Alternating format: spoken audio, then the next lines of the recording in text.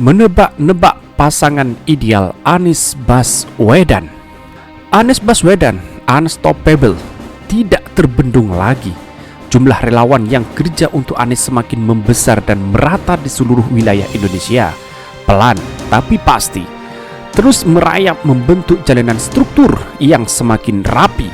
Saya saat ini tidak dalam posisi untuk menjawab kata-kata dengan kata-kata. Tugas saya sekarang adalah menjawab setiap kata-kata dengan karya-karya. Itu tugas saya. Saya kira orang yang sangat beruntung itu Gubernur Jakarta sekarang. Itu dikit-dikit dicari kesalahannya, dibully. Saya membayangkan di akhirat itu untung betul. Kekurangan sedikit aja dikoreksi, kelebihannya tidak dipuji. Ini kan karunia besar, Pak. Dunia emang gak lama. Jadi gubernur berapa lama sih?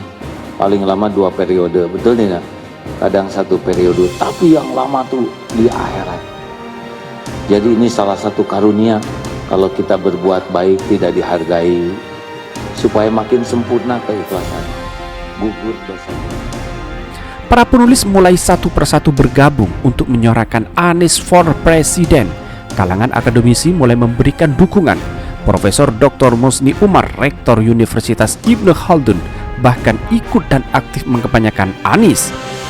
Relawan Anies dengan berbagai identitas, kelompok dan skoci yang mulai terkonsolidasikan, serta para penulis yang agresif mensosialisasikan Anies ke publik akan menjadi bola salju dukungan yang semakin membesar dan tak terbendung.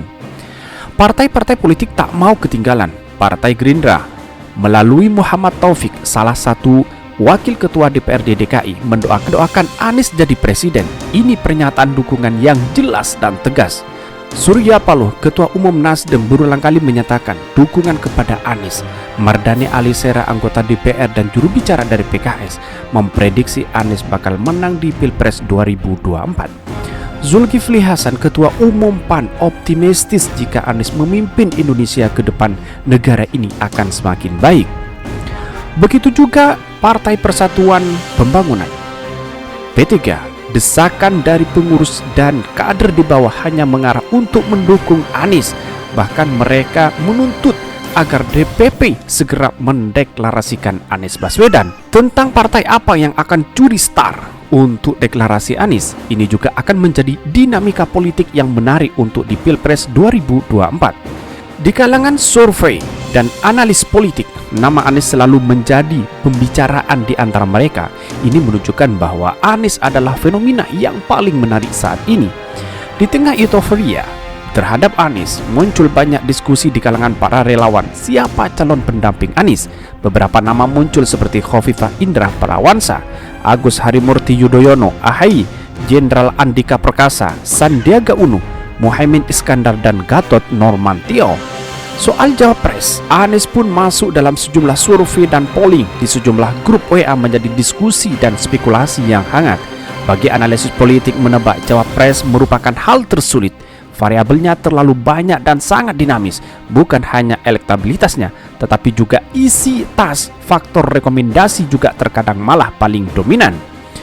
Muncul Kiai Ma'ruf Amin yang menggeser Mahfud MD di detik-detik akhir dalam bursa Cawapres. Jokowi menegaskan betapa sulitnya memprediksi Cawapres. Tidak menutup kemungkinan Cawapres Anies adalah Erick Thohir, luar Jawa, punya elektabilitas, ada duit, gesit, dan aktif melakukan konsolidasi massa, dan kabarnya dekat dengan warga Nahdien. Taci Yassin, Wagub Jawa Tengah, juga berpotensial untuk menjadi Cawapresnya Anies Baswedan. Dalam konteks vote gather, Taci Yassin, putra Kiai Muhammad Zober, ini memiliki kantong suara cukup besar di Jawa Tengah dan Jawa Timur. Santri Ganyang yang selama ini dibina Gus Yassin, panggilan akrab Taci Yassin, merupakan relawan yang terkonsolidasi dengan baik dan memiliki militansi yang tak kalah dengan kader PKS maupun PDIP. Mereka adalah para santri alumni pesantren Sarang, pesantren yang diasuh salah satunya oleh Kiai karismatik Mbah Maimun Zober. Anies punya tantangan di Jawa Tengah dan Jawa Timur. Keberadaan Gus Yassin bisa menjadi solusi menghadapi lawan di Jawa Tengah dan Jawa Timur. Selain Gus Yassin, Mahfud MD juga punya kans untuk mendampingi Anies jika PBNU merekomendasikan boleh jadi Ganjar Pranowo atau Puan Maharani yang ditawarkan untuk menjadi cawapres Anies dengan tiket PDIP. Semuanya serba mungkin. Ini misteri yang paling sulit diprediksi. Karena ramainya orang berbicara bakal cawapres Anies, Mardhani Alisera bilang Anies dipasangkan dengan siapa saja akan menang. Diksi yang sedap-sedap ngeri, teringat fenomena Susilo Bambang Yudhoyono SBY di Pilpres 2009 dan Jokowi di Pilpres 2014 dicalonkan dengan siapa saja pasti menang.